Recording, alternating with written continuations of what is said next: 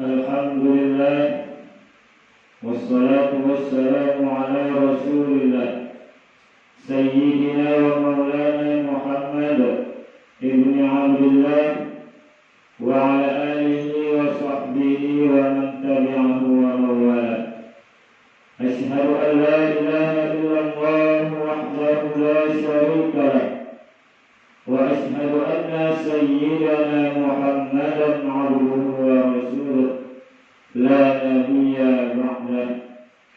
Allahumma salli ala sayyidina Muhammadin nabiyil ummi wa ala alihi wa sahbihi wa barik wa sallim.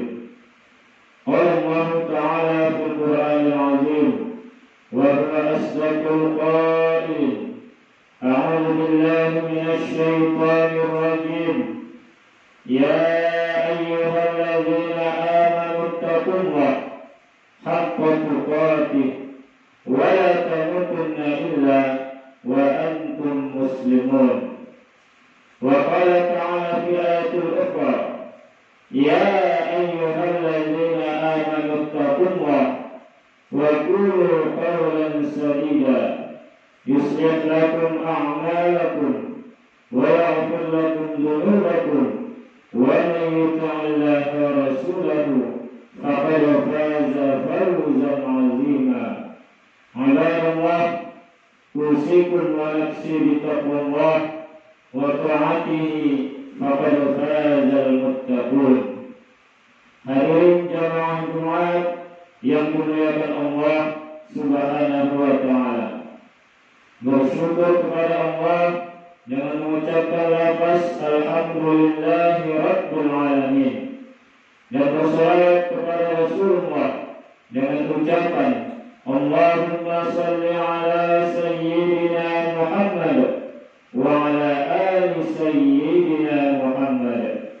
Marilah sama-sama kita untuk meningkatkan iman dan takwa kita kepada Allah Subhanahu wa ta'ala.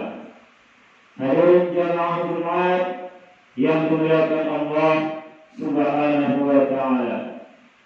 Hari ini hari Jumat 81 tahun yang lalu, di hari yang sama dalam tanggal yang berbeda, bangsa ini memproklamarkan kepada seluruh penduduk dunia bahwa dia bebas dari penjajahan. Kenapa yang dipilih hari Jumat? Kenapa bukan hari Selasa?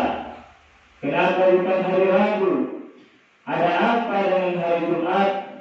Karena memang orang-orang yang mengumumkan kebebasan kita dari penjajahan Belanda, orang-orang kafir, laknatullah alaihim ajma'in, itu adalah orang-orang yang religius, orang-orang yang agamis.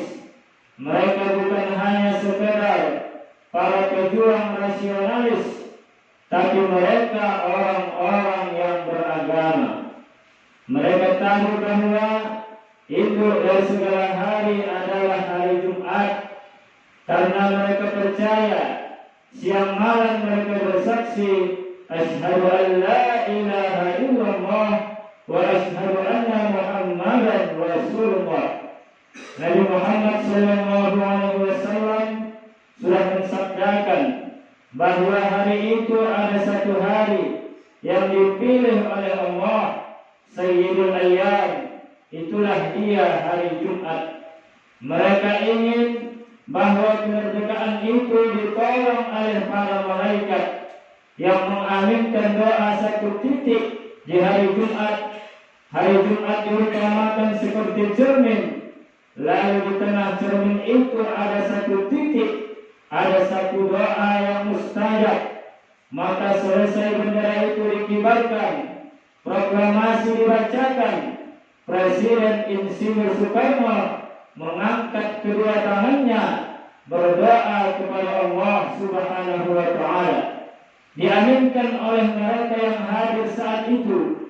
Foto gambar menjadi bukti sejarah, menjadi saksi bisu sampai hari ini bahwa mereka memang berdoa kepada Allah Subhanahu wa ta'ala. Lidah yang berdoa hari itu lidah-lidah yang dikabulkan oleh Allah Subhanahu wa Ta'ala.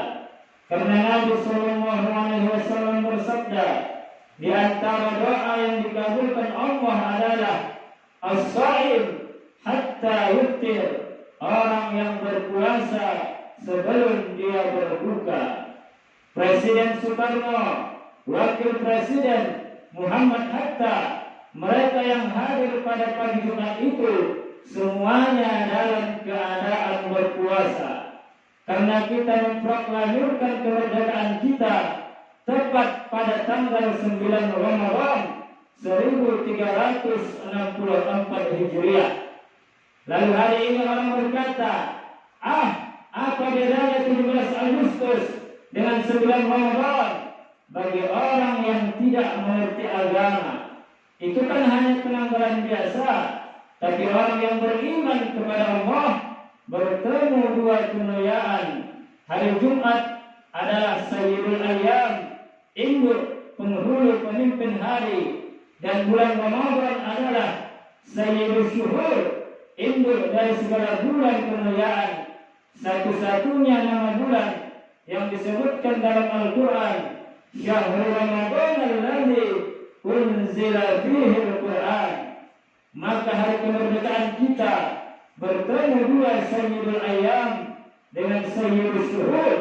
Hari Jumat jatuh tepat pada bulan suci Ramadan. Hari ini anak-anak kita tidak lagi mengerti kapan kita merdeka. Mereka tidak lagi punya wawasan agama. Tanpa sadar kita sudah mensekulerkan mereka. Kita sudah membuat mereka tidak mengenal agama.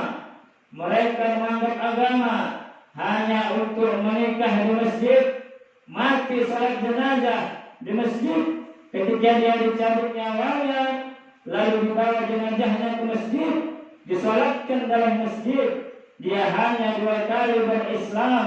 Saat lahir dia akikahkan, saat menikah, setelah itu dia pun mati. Dia tidak mengerti bahwa perjuangan negeri ini adalah karena rahmat Allah. Itu tertuang dalam preambul pembukaan Undang-Undang Dasar Republik Indonesia 1945. Kemerdekaan kita atas berkat rahmat Allah Subhanahu wa Ta'ala dan diiringi dengan keinginan luhur dari bangsa Indonesia. Kita masuk surga bukan karena amal kita yang banyak, dan kita juga merdeka bukan karena persenjataan yang hebat, tapi kita merdeka disadari oleh mereka.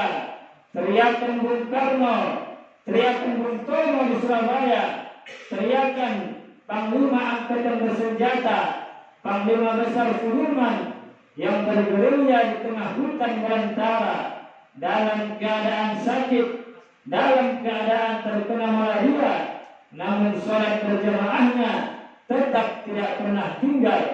Zikirnya tetap berkumandang dalam keadaan diangkat dalam tandu. Maka doa mereka inilah yang membuat kita bebas dari penjajahan. Orang-orang yang tidak diridai oleh Allah Subhanahu wa Ta'ala. Jangan sampai hari ini terlupakan oleh anak cucu kita sejarah ini. 81 tahun sudah namanya. Hari ini apa yang terjadi? 81 silam ketika kita merdeka, di tengah-tengah malam Ramadan itu, para ulama, para kiai, mereka bermunajat kepada Allah. Tanggal 9 Ramadan, artinya 9 malam sudah mereka berdoa dalam tarawih, dalam tahajud, dalam doa, dalam munajat mereka memohon kekuatan dari Allah.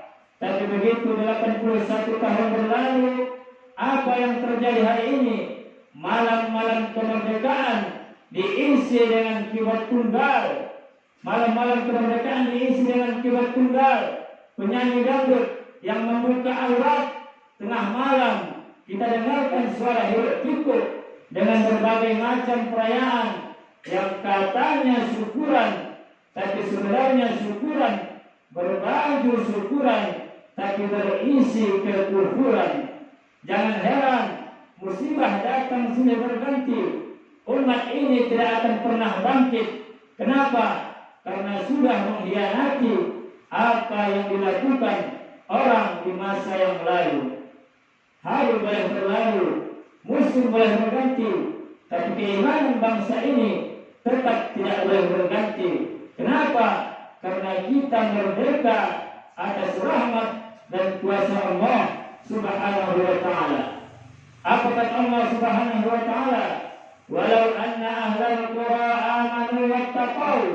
Kalau penduduk negeri itu beriman, bertakwa, la fatahna alaihim, akan kami bukakan untuk mereka barakah kemenangan, barakah mengusir penjajahan, barakah kehebatan, barakah tanam-tanaman. Dari langit turun hujan menumbuhkan tanaman. Berapa lama kita sudah menjadi swasembada beras internasional, sanggup memenuhi hidup diri sendiri dan orang lain. Tapi begitu laknat itu turun, walakin kadzabu, kalau mereka mendustakan ayat-ayat kami, kalau mereka tidak bersyukur kepada kami, maka akhadnahum, kami cabut nikmat itu. Air tidak lagi mendatangkan tanaman yang hijau, air mematikan padi, air tidak lagi mendatangkan ikan. Justru ikan yang ada di dalam keramba hanyut berserakan di tengah kolam, laut dan sungai. Air tidak lagi mendatangkan rahmat, tapi berubah menjadi laknat. Bentuknya sama, tapi efeknya berbeda. Di Arab Saudi, di tanah suci Makkah Al-Mukarramah dan sekitarnya, mereka gali tanah, yang keluar adalah minyak. Mereka ingin mencari air, yang keluar adalah gas. Mereka ingin mencari air, yang keluar adalah minyak. Kualitas nomor 1 dunia, rahmat diturunkan Allah. Tapi kita, apa yang terjadi? Minyak yang kita cari, lumpur keluar tidak kering, menenggelamkan kecamatan, bahkan kabupaten. Berapa jalan yang putus. Allah berjanji, kalau kalian beriman, akan kutambah nikmatku. Tapi kalau kalian kufur, tidak kalian syukuri, inna azabi lasyadid. Ingat kata Allah, azabku sangat menyakitkan. Barakallahu lakum fil Qur'anil azim wa nafa'ani wa iyyakum bima fihi minal ayati wal dzikril hakim. Wa taqabbal minni wa minkum tilawatah innahu huwal ghafurur